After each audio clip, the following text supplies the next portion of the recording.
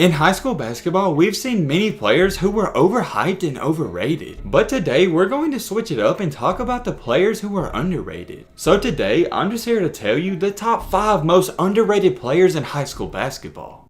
Sometimes in basketball, even though you're a really good player, you still get underlooked and undervalued. And the 5 players we're going to talk about in today's video are very underlooked and they should definitely be receiving more attention and hype. But before we get into the video, I'm starting a new series on my channel. This is a continuation of the old series I was doing. I've been doing a series covering the top 5 most overhyped high school basketball players of all time, and you guys absolutely love it. And on the recent video in the part 4 of the series, I asked if y'all wanted to see a part 5 aim for 700 likes, and you guys crushed it and got over 1,400 likes. And since you guys love the series, I want to continue it on because I want to produce content that you guys like to see. And I was really close to recording a part 5 to the most overhyped players, but then I started thinking, I really do think we've covered enough overhyped players, so why not cover underrated players? So with that being said, I thought this would be a great video idea and just a little something different to switch up the content. I guess technically this would be a start to a new series, so if you guys want to see a part 2 to this video, let's aim for 1,000 likes on this video. I've never asked for 1,000 likes before, but you guys have been killing it and crushing it, so I feel like we can do that. And I really want to continue on with this series because I'm really interested in covering underrated players because it gives them a little shine that they don't get a lot. Alright, that's enough talking. So if you guys want to see a part 2, let's aim for 1,000 likes. And without further ado, let's get into the video. The top 5 most underrated high school basketball players of all time.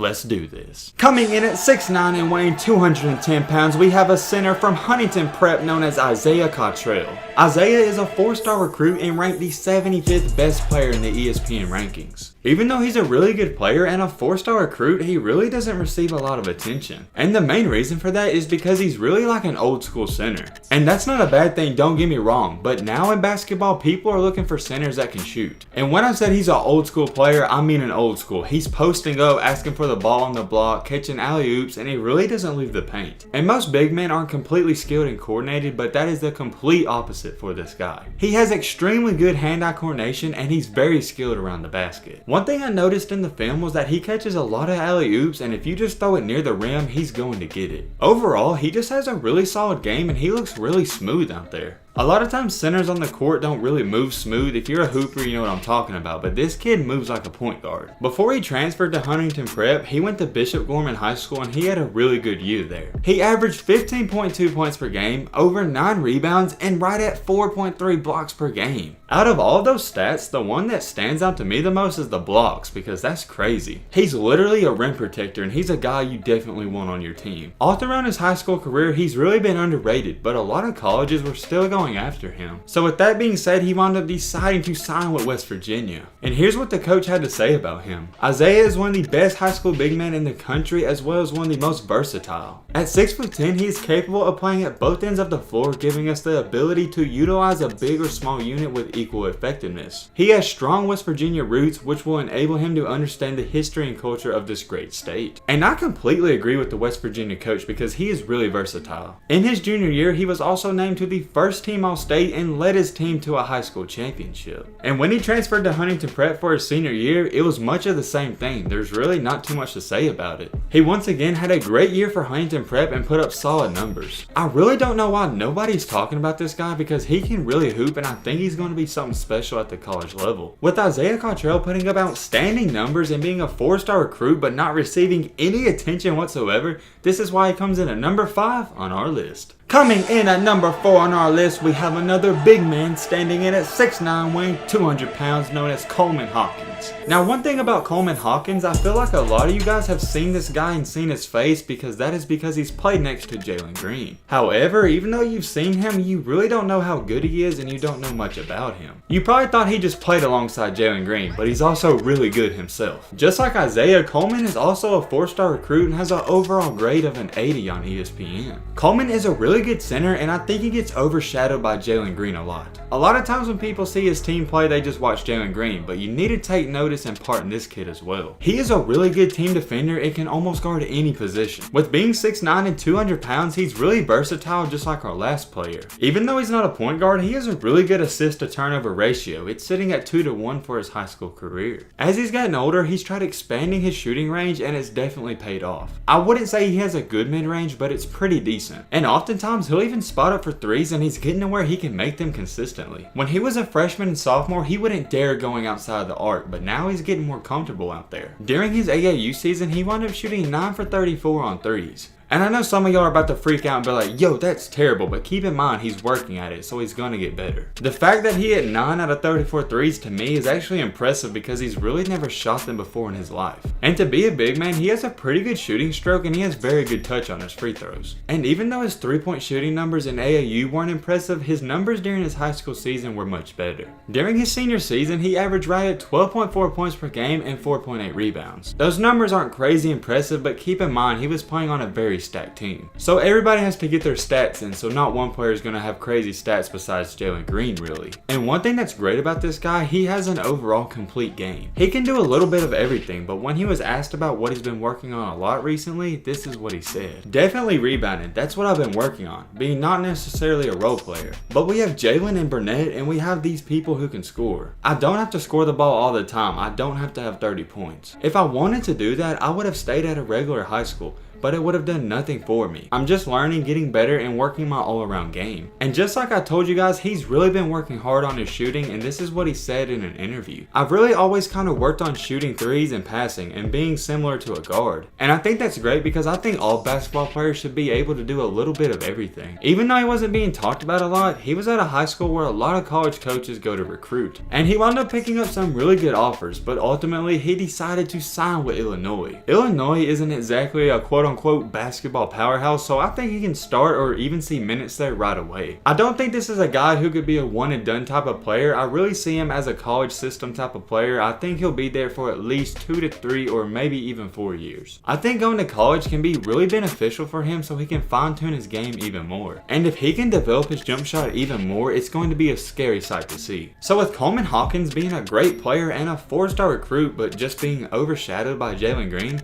this is why he comes in at number 4 on our list. Coming in at number 3, we have a McDonald's All-American coming in at 6'2", weighing 180 pounds, known as Jeremy Roach. Jeremy Roach, man, this guy is an absolute stud. Not only is he a McDonald's All-American, he's also a 5-star recruit and ranked the 19th best player in the ESPN rankings. And all of that sounds great, but here's the question. Why is nobody talking about him? Well, a big part and reason for that is because this guy actually tore his ACL and had to miss his whole entire junior season. But as a freshman playing for his varsity team, he averaged 11.1 points per game. And those are pretty good numbers, but he was not satisfied, so he even improved them. In his sophomore year, which was the season 2017 through 18, he averaged 15.2 points per game. Not only that, he also helped his team to a 33-4 overall record. So with having a great freshman and sophomore year, he had big expectations for his junior season. But this is where all the hype and attention died off because he tore his ACL in a scrimmage. So he had to miss his entire junior season, so a lot of people really forgot about him. But this really challenged him mentally and he came back and he answered the bell. As a senior coming off an ACL injury, he averaged 19.1 points per game. He also happened to pitch in 6.3 rebounds and 2.8 assists. So for a guy coming off an ACL injury, that's really impressive. I don't think you guys quite understand how remarkable that is to be injured his junior season and still be a 5-star recruit for his senior year. That's pretty impressive, but if that wasn't enough for you, just listen to this. He was also named to the McDonald's All-American game, the Jordan Brand Classic game, and the Nike Hoop Summit game. So yeah, I guess you could say that's not too shabby. With Jeremy Roach being a 5-star recruit, I have no idea why nobody is talking about this kid because he's literally one of the best point guard prospects in his class. He has one of the smoothest and quickest jump shots I've ever seen. It doesn't just stop there. His first step off the dribble is insane. And another great part about his game is that he attacks the basket ferociously and very hard. He's not scared of contact and he's almost like Kyrie Irving with his layups. He actually welcomes the contact and loves to finish with both hands. So all in all, just a great point guard recruit. And a lot of colleges wanted him, but on May 8th in 2019, he committed to play for Duke University. I really think and feel like he can be the next great point guard at Duke, but we'll just have to wait and see. Duke is always loaded with talent and getting the best players, so we never know what's going to happen with those recruits. With Jeremy Roach being a 5-star recruit and a McDonald's All-American that nobody is talking about, this is why he comes in at number 3 on our list. Coming in at number 2 on our list, we once again have another McDonald's All-American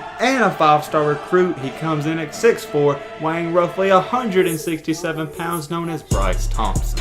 Bryce is actually labeled as a shooting guard, and we really don't see that a lot nowadays. And there's one thing for sure, he's definitely one of the best shooting guards in the country. As a freshman and sophomore, he had great seasons at his high school but failed to win the state championship twice. But as a junior, he finally got over the hump and led his team to an Oklahoma State title. Not only that, he was also named the Gatorade Player of the Year. And he was doing really good at his high school, but he was doing even better on the AAU circuit. In the 2019 Under Armour circuit, he averaged 25.3 points per game. And as a senior in high school, he literally copied those stats. For his senior year, he averaged right at 25.1 points per game, 5.8 rebounds, and 2.8 assists. And once again, for the second time, he was named Oklahoma Gatorade Player of the Year. But not only that, he was also named a McDonald's All-American and finished his high school career with 1,945 points. So with being a 6'5" shooting guard and putting up 25 points per game, that's really good. However, he just wasn't receiving a lot of attention. And with his senior year coming to an end, he had to make a big decision. And that decision was where he was going to play his high school basketball at. And when he was asked about being underlooked and underrated, this is what he had to say. I just proved to myself what I could do on one of the biggest stages against some of the best players. I just hold myself with a higher standard when it comes to scoring. He also later added this: college is the next level for me, so preparing for a higher level only helps me in high school. And for you guys that are lost, he was basically referring to going up against better competition than AAU. And I wouldn't say the players he was going up against were better than him, but according to a lot of people, they were. And with his senior season coming to an end, he had a decision to make, and that decision was where he was going to play his college ball at. Eventually, he decided to sign with Kansas, and I think this is a great fit. Kansas is really known for having one great shooting guard at all times, and I think this is the next guy up. I think he's going to be just fine at Kansas, and I can really see him in the NBA in 2 to 3 years, or even if he has a good year, he could be a one and done. But hey, I guess we'll have to wait and see. With Bryce Thompson averaging 25 points per game and winning Gatorade Player of the Year not once but twice and still being underlooked, this is why he comes in at number 2 on our list. Now the moment you guys have all been waiting for, coming in at number 1 on our top 5 most underrated high school basketball players list, we have Noah Farrakhan. Noah Farrakhan, now this guy is going to be more of a fan favorite, and I feel like some of you may know who this guy is and some of you may not know who he is. Noah comes in at 6'1" and 170 pounds, but don't let that fool you. This kid can absolutely ball. And I think he's arguably one of the best point guards in the country. However, he's only regarded as a 4-star recruit and has an overall grade of an 80. I just don't feel like that's enough, and I almost feel like it's disrespectful to this guy. Noah Farrakhan has played at a lot of high schools, but no matter where he's went, he's been successful. When he was just a freshman, he wound up playing his varsity ball for St. Benedict's Prep. And he had a great freshman year, but later in his basketball career, he wound up deciding to transfer to IMG Academy. And this was a really good fit for him, and he thrived on the team and saw a lot of success. However, when you're playing for IMG, you're not exactly putting up crazy numbers because everybody on the team's really good. And Noah can score the ball, but he's really known for being a passer. So when he was playing for IMG, that's what he was really doing a lot. He was scoring here and there, but he was really dishing out the ball a lot. Because when you're at IMG, you're surrounded by a ton of great athletes, so you really don't have to worry about scoring a lot. And with him having a pretty solid career at IMG, it really seemed as if he was going to finish up his career there. But he had other plans. He wound up deciding to transfer to the Patrick School. And overall, for the Patrick School this year, he had a great season. I think it's fair to say at the point guard position, Noah Farrakhan has the smoothest game. His jump shot is smooth, his handles are smooth, and even his passes are crisp and clean. When he's out there on the court, it just really looks like he's moving in slow motion and the game comes easy to him. And a little fun fact to throw in there, he loves to dance. Oftentimes before the games and even during the games, you just see him dancing, and that's what you love to see, kids having fun out there. Even though he had a really solid high school basketball career and was a 4-star recruit, he wasn't receiving a lot of attention even from colleges. He wound up holding a lot of good and solid D1 offers, most notably being from Florida, Maryland, Rutgers, Seton Hall, and St. John's. And even though he had a lot of good high D1 offers, he wound up deciding to commit and sign with Eastern Carolina.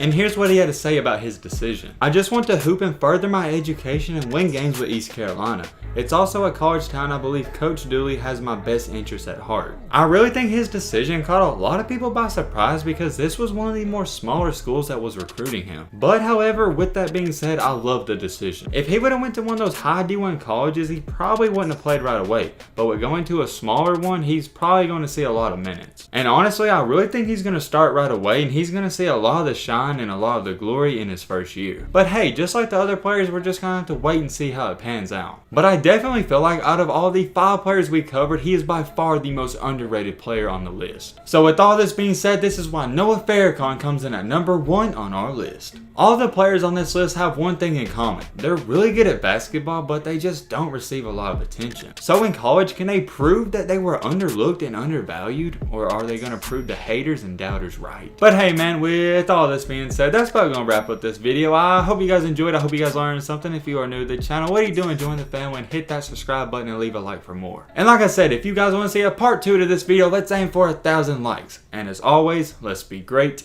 I'm out, y'all. Peace.